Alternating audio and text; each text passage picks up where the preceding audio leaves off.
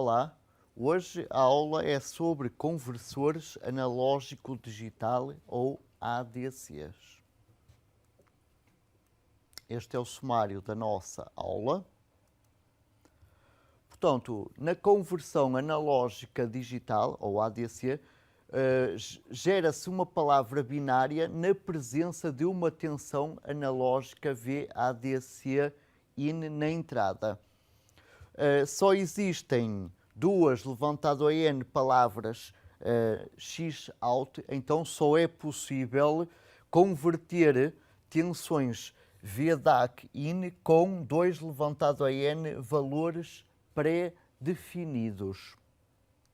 Portanto, a tensão VADC IN na entrada do ADC deve manter-se constante enquanto decorrer a conversão. Isso requer um circuito de amostragem e retenção antes do circuito de conversão. Portanto, este bloco aqui. A saída será então a nossa tensão VS, S de sampling. Uma resolução de apenas 2 levantado a N tensões possíveis implica que haja um bloco quantizador antes do bloco de conversão analógica digital, ou seja, teremos de ter aqui a jusante do bloco da amostragem, um bloco quantizador.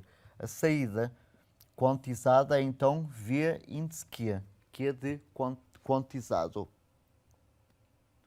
A quantização tem uma característica às escadinhas, portanto, quanto maior o N, menor a altura ΔV dos degraus.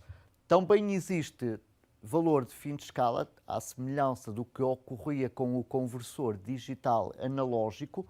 Além disso, para N bits temos 2 levantado a N tensões quantizáveis. O ΔV é 1 sobre 2 levantado a N vezes o valor de fim de escala. A tensão analógica da palavra K é K vezes ΔV. A tensão V máxima na saída do quantizador é 2 levantado a N menos 1 sobre 2 levantado a N vezes o valor de fim de escala, ou ainda o valor de fim de escala menos o ΔV.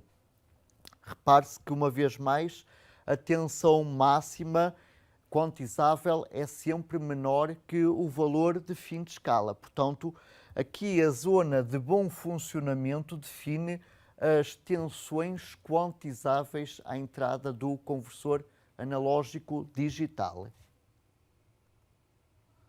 Além disso, a quantização introduz erro, é o chamado erro de quantização.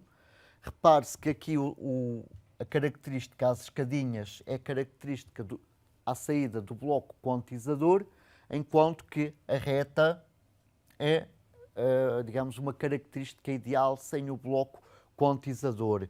E, portanto, a diferença dos dois é o chamado erro de quantização. Portanto, o erro de quantização está expresso aqui neste gráfico, é dado pela tensão quantizada menos a tensão na entrada do quantizador.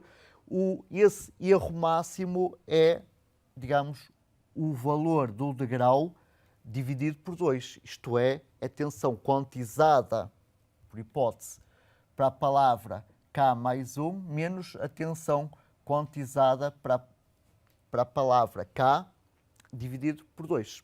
Portanto, é metade desse degrau.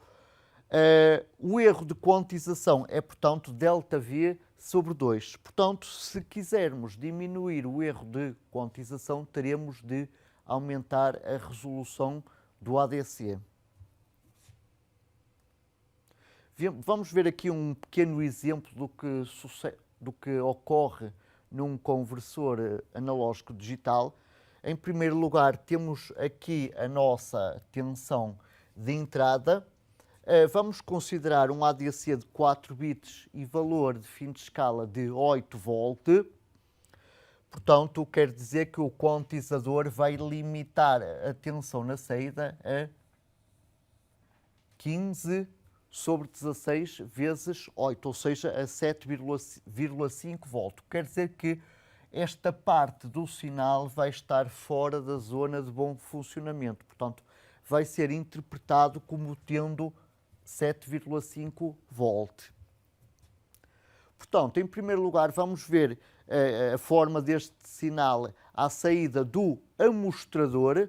Portanto, vamos ter aqui uma tensão às escadinhas, mas ao contrário da tensão à saída do quantizador, o valor aqui pode ser um valor qualquer e o valor tomado pelo sinal no instante de amostragem. A duração desse valor é o inverso da frequência de amostragem e é sempre fixa. Portanto, à saída do quantizador, as tensões que tínhamos anteriormente às escadinhas vão ser aproximadas para a tensão quantizada mais próxima e passamos a ter esta forma. Reparemos aqui que o erro de quantização máximo é 0,25, portanto temos degraus de meio volt. Finalmente, após a conversão, temos aqui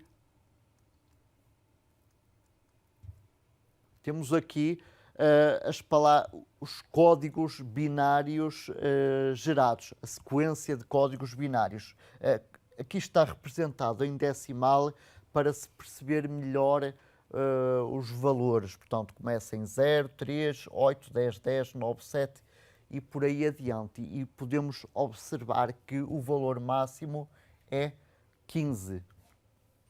Bom, agora vamos ver um pouco de conversores analógico-digital. Em primeiro lugar, vamos ver aqui um pequeno resumo do panorama atual das arquiteturas de ADCs.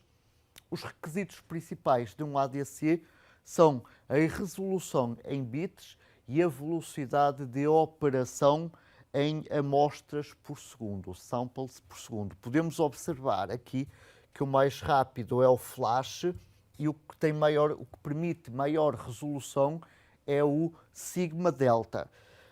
Aqui existe o flash, sigma delta, dupla RAM para aproximações sucessivas e outras configurações, que não vão, nomeadamente o pipeline e o folded. Nós vamos ver aqui na aula o flash, o aproximações sucessivas e o dupla rampa. Começando aqui pelo flash, internamente ele é constituído por uma malha divisora de tensão, denominada de divisor tensão. É constituído por comparadores analógicos de tensão e por um bloco digital, que é um descodificador de prioridades de 2 levantado a n menos 1 entradas e n saídas. Portanto, a tensão VRF neste conversor corresponde ao valor de fim de escala. O divisor de tensão estabelece as tensões de referência 7/8 de VRF a 1/8 de VRF para os comparadores. A entrada analógica do ADC VIN é comparada com as diversas tensões de referência. Portanto, à medida que VIN aumenta, as saídas Zs dos comparadores vão sendo preenchidas por 1. Dito de outra forma, por exemplo, para VIN menor que 1/8 de VRF, nas saídas temos 7 zeros. Para VIN neste intervalo, 1/8 a 2/8 de VRF, temos 6 zeros seguidos de 1. Para VIN entre 2/8 e 3/8 de VRF, temos 5 zeros seguidos de 2 1s e por aí adiante, podendo ver-se que, portanto, ele vai ficando preenchido por 1s. Portanto, os comparadores vão produzir um total de 8, neste caso, 2 levantado a n, combinações Zs diferentes. Portanto, o descodificador vai associar uma palavra binária X a cada uma das duas n combinações Z diferentes. Por exemplo, para Z igual a 7 zeros, o descodificador vai colocar na saída 000. Este zero. Para Z igual a 6 zeros seguidos de um 1, ele vai colocar na saída 001 e assim sucessivamente. Como vantagens, este ADC é extremamente rápido na conversão. A rapidez de conversão é apenas limitada pelos tempos de chaveamento nos comparadores e pelo tempo de propagação no descodificador. Como desvantagens, o número de comparadores sabemos que é 2 levantado a n-1 e, portanto, cresce exponencialmente com o número n de bits. Além disto, faz com que aumente a área de circuito integrado, encarecendo o dispositivo, aumentando as capacidades parasita na entrada e diminuindo a resistência na entrada. Seguidamente vamos analisar o próximo ADC, que é o ADC de aproximações sucessivas. Ele internamente é constituído por um comparador na entrada, por uma unidade de controle que controla o processo de conversão e por um conversor digital analógico, um DAC. Portanto, o funcionamento é o seguinte: a tensão via DAC, a cada iteração, vai aproximar-se progressivamente de via IN. Portanto, o relógio controla o processo em um número fixo de iterações N iterações. O tempo de conversão também é fixo e igual a N a dividir pela frequência do relógio. Bom, vamos ver um exemplo para um ADC de 8 bits e para uma tensão de 22,4 volt a converter. Portanto, aqui a tabela ilustra os pesos associados a cada bit, sendo 16 volt o peso do bit mais significativo e 1/8 de volt o peso do bit menos significativo. Então, na primeira iteração, o controlador coloca o bit mais significativo igual a 1 e todos os outros iguais a 0. O DAC vai produzir uma tensão de 16 volt. Agora, a questão é saber se mantemos esse bit a 1 ou trocamos o 1 para 0. A forma de decidir é comparar a tensão à saída do DAC com a tensão na entrada. Se a tensão à saída do DAC for maior que a tensão na entrada, temos que trocar o bit. Caso contrário, mantemos o bit, que é o caso. Aqui 16 volt é menor que 22,4 e, portanto, mantemos o bit para o bit mais significativo a 1 para a próxima iteração. Só por curiosidade, nesta primeira iteração, o erro Vin menos VDAC é 6,4 volt. Avançando agora para a próxima iteração, inicialmente o controlador vai colocar o segundo bit mais significativo a 1 e vai agora gerar-se no DAC a tensão de 24 volt. Agora vamos decidir, 24 volt é maior que os nossos 22,4. Portanto, o controlador vai ter de trocar esse bit de 1 para 0. E o segundo bit mais significativo vai se manter a 0 na próxima e seguintes iterações. Portanto, na próxima iteração, o controlador coloca o terceiro bit mais significativo a 1 e, portanto, agora temos à saída do DAC 20 volt. 20 volts já sabemos que é menor que 22,4. Então, esse bit mantém-se igual a 1 para a próxima iteração. E repare-se agora uma coisa interessante. O erro diminuiu para 2,4 volt. Agora é só proceder de maneira similar nos bits seguintes. Repare-se que sempre que o bit se mantém a 1 nas iterações seguintes, o erro vai constantemente a diminuir. Agora diminuiu para 0,4, manteve-se porque o bit é 0, manteve-se porque o bit é 0, diminuiu para 0,15 porque o bit é 1 e finalmente, na última iteração, o bit menos significativo ficou fixado em 1 e o erro, uma vez mais, diminuiu. Portanto, a tensão na saída do DAC é 22,375, que é quase igual a 22,4, mas menor. Por essa razão é que o bit menos significativo fica a 1. E é este o resultado da conversão. Vamos agora ver o último ADC, é o ADC de dupla rampa.